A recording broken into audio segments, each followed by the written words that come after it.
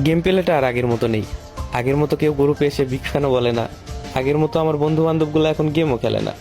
সবাই ব্যস্ত তার নিজের লাইফ নিয়ে। অথচ আমি এখন এই গেমটাকে ছাড়তে পারলাম না, কারণ এই গেমের সাথে জড়িয়ে আছে আমার 6 বছরের ভালোবাসা, কত আরো আবেগ। কতই না খেলেছি এই গেমটা।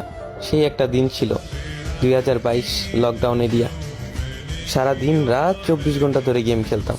কতই না বকা শুনেছি আম্মুর হাতে। তারপরেও এই গেমটা ছাড়তে পারিনি। কিন্তু এখন এমন একটা সময় চলে এসেছে, হয়তো বেশি দিন আর গেমিং লাইফে থাকা হবে না। গেম প্লের যে অবস্থা দেখতে পাচ্ছ তোমরা, আগে যেখানে 6টা প্লেয়ারে ইজিলি মাইরা দিতে পারতাম, এখন 4টার মাঝখানে ঢুকে একটারে মারতে কষ্ট হয়ে যায়। আর এই কথাগুলো আমি এখন কেন বলতেছি তোমরা অনেকেই বুঝবা না, কারণ তোমরা কিছু কিছু নতুন প্লেয়ার আছো যারা এইগুলাকে জাস্ট মজা হিসাবে নিবা।